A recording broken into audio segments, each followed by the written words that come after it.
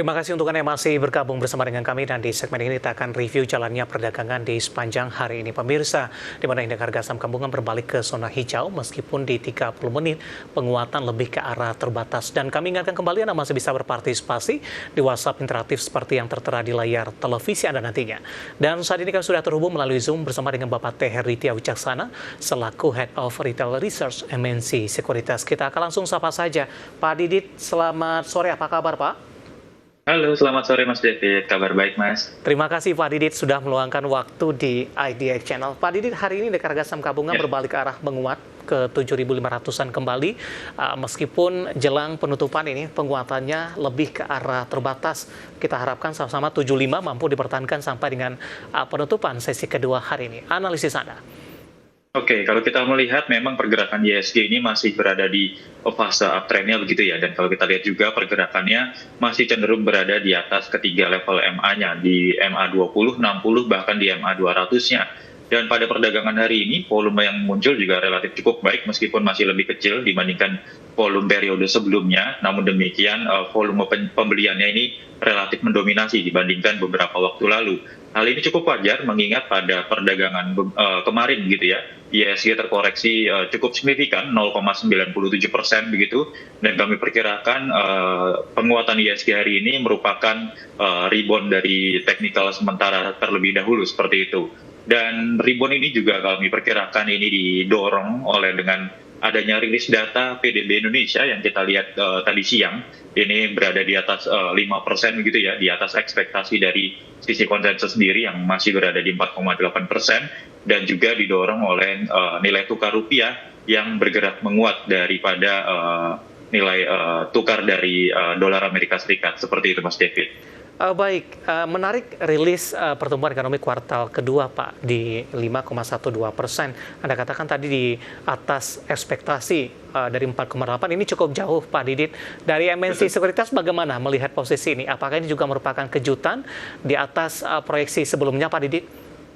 Iya betul, kalau kita lihat memang rilis ini juga memang di luar dari ekspektasi konsensus ya, yang hanya sebesar 4,8%. Tadi PDB di Indonesia sendiri dirilis di levelnya 5,12% sendiri. Dan kami melihat hal ini juga kecenderungannya nampaknya berefek atau berdampak positif terhadap pergerakan IHSG, di mana kalau kita lihat emiten-emiten perbankan yang kemarin sempat tertekan cukup dalam, hari ini juga bergerak menguat dan juga turut untuk mendorong dari pergerakan IHSG sendiri, sehingga saat ini IHSG ditutup di level 7.500-an. Dan kalau kita lihat memang nampaknya dari pertumbuhan PDB ini yang sebesar 5,12% ini juga didorong dari sisi pemulihan permintaan domestik dan investasi ya, dan juga dari nilai ekspor. Nampaknya ini terjadi kenaikan sebesar 11,29% sendiri. Seperti itu Mas David. Baik, di tengah rilis pertumbuhan ekonomi jauh di atas ekspektasi, Anda katakan perbankan big cap merespon positif hari ini, beberapa sahamnya juga hari ini naik signifikan. Yang paling tinggi adalah saham BBNI, Pak Didit, 5,24% di 4.220. Analisis dan rekomendasinya di tengah penguatan yang terjadi cukup signifikan dan cukup jarang juga BBNI naik 5% secara intraday. Dan kebetulan juga sudah ada pertanyaan masuk Pak di WhatsApp interaktif kami. Saya akan coba cek terlebih dahulu. Menanyakan BBNI Pak, punya harga di 4.200, sudah cuan dengan kenaikan hari ini. Bapak Rory dari Tangerang Selatan. Profit jangka pendek untuk minggu depan dan minggu ini di level berapa? Oke, kalau kita lihat memang pergerakan BBNI di 2 hari belakangan ini ya relatif cukup menguat dan masih disertai dengan munculnya volume pembelian selama 2 hari. Dan hari ini pun juga terjadi peningkatan volume pembelian yang relatif cukup besar. Namun demikian perlu kita perhatikan, ini pergerakan dari BBNI atau penguatannya ini masih tertahan oleh level MA60-nya dengan pergerakan MACD yang sebenarnya menarik apabila kita cermati, di mana MACD-nya sudah mulai adanya fase dari golden cross sendiri, kemudian stokastiknya juga mulai bergerak dari area netral menuju ke area overbought-nya. Kami melihat untuk area support dari pergerakan BBNI sendiri, ini kami berikan di levelnya di area 4.150. Selama BBNI masih mampu berada di atas area tersebut, maka terdapat peluang untuk BBNI nanti menguat, paling tidak menguji level terdekatnya dulu di 4.280 sampai ke level 4.400. Seperti itu Mas David. Masih bisa di hold ya Pak?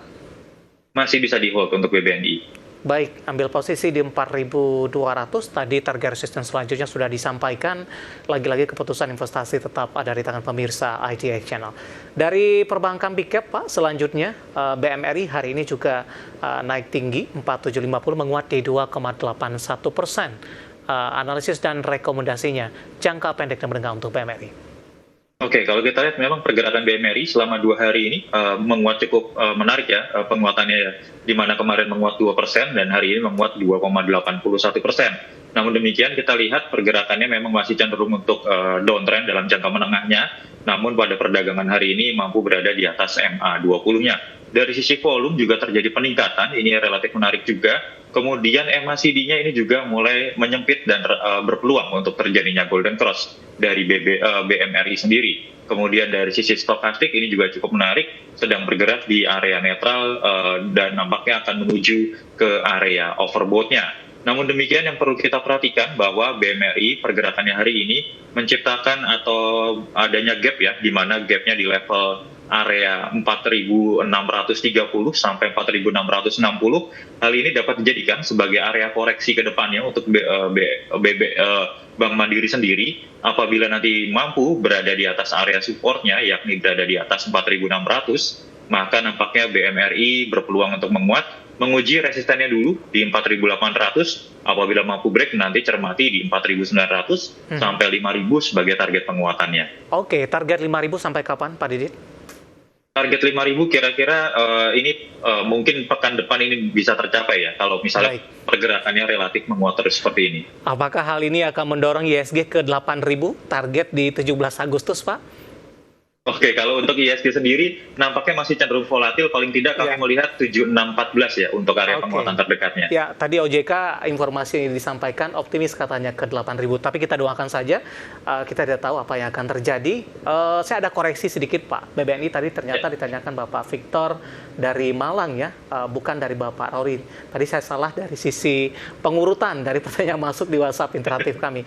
Baik, dari BMRI kita ke BBNI, Pak Didit. BBRI maksud saya, BBRI hari ini ditutup menguat di 0,81%. Penguatannya terbatas, Pak. Tadi sempat ke 790, penutupan di 3740. Dari sisi teknikal, apa yang menghalangi BBRI untuk balik kembali ke level 38, 39, bahkan ke 4.000, Pak Didit? Oke, kalau kita lihat memang dari sisi BBRI sendiri ataupun dari sisi emiten perbankan sendiri, terutama yang plat merah, ini pergerakannya memang masih cenderung downtrend ya dalam jangka menengahnya.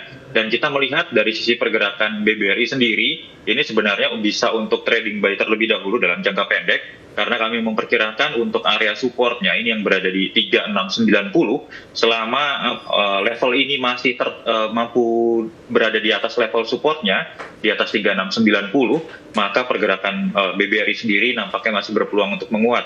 Di mana kalau kita lihat di pergerakan hari ini, volumenya menarik, muncul adanya volume pembelian, kemudian stokastiknya ini sudah mulai golden cross ya, nampaknya akan berpeluang menguat ke area netral, meskipun MACD-nya masih melandai di area negatif. Nanti dapat dicermati sebagai area resist terdekatnya, yakni di 3.800, apabila mampu berada di atas 3.800, target penguatan berikutnya 3.850 sampai 3.950 dalam jangka pendeknya. Begitu. Baik, terakhir BBCA Pak dari perbankan Big masih 8425, peluang untuk ke level 5.000-an kembali untuk BBCA. Oke, untuk BBCA sendiri juga masih berada di fase downtrend ya, dari BBCA sendiri, dan hari ini Pak juga baru menguat. Ya, itu downtrendnya jangka pendek atau jangka menengah Pak untuk BBCA? Oke, untuk BBCA sendiri downtrend ini dari jangka menengahnya ya, dari Mei kemarin, Mei 2025, dan hari ini pergerakannya memang menguat 1,8%, namun masih tertahan oleh MA20-nya. Volume yang muncul ini menarik, mulai muncul adanya volume pembelian, MACD-nya mulai menyempit meskipun belum ada tanda penguatan yang relatif cukup valid, namun stokastiknya sudah bergerak menguat ke area netralnya.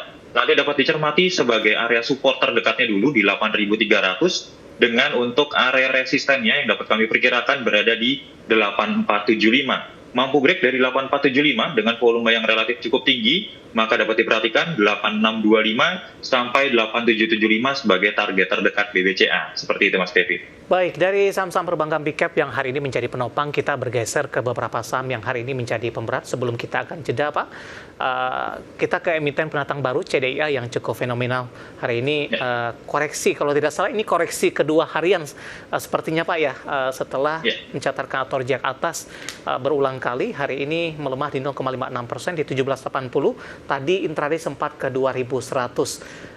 Dengan pola pergerakan CDIA Pak, apakah sudah bisa dianalisis sampai sejauh ini dari sisi teknikal, pelemahan yang terjadi, kemudian peluang atau target jangka pendek dan menengah untuk CDIA? Oke, kalau kita lihat posisi CDIA saat ini memang relatif terkoreksi ya 0,56%, dan kalau kita lihat tekanan jualnya juga sudah mulai mendominasi. Memang dari sisi MACD-nya belum ada, namun kalau kita lihat dari stokastik, ini pergerakannya sudah mulai menyempit dan rawan terjadinya dead cross. Dan dapat kita cermati bahwa untuk CDIA sendiri, ini masih ada gap ya di pergerakan akibat pergerakan tanggal 1 dan untuk tanggal 4 Agustus lalu di rentang 1630 sampai 1700. Nampaknya untuk pergerakan CDIA akan menguji area gap tersebut terlebih dahulu, jadi masih ada rawan koreksi ke area tersebut. Nanti dapat dicermati supportnya di 1560. Apabila nanti mampu bertahan di atas 1560, maka dapat kami perkirakan untuk target penguatannya nampaknya berpeluang untuk menguji kembali 2130 sampai 2330 dalam jangka pendek menengahnya, seperti itu Mas David. Oke, peluang new all time high masih tetap terbuka begitu Pak? Betul sekali Mas David. Baik, analisis untuk CDIA ada lagi-lagi keputusan investasi tetap ada di tangan pemirsa IDX Channel. Pak Didit menarik, nanti kita akan coba lihat saham-saham pilihan apa saja yang Anda rekomendasikan, tapi kita akan jeda terlebih dahulu dan pemirsa, kami akan segera kembali sesaat lagi.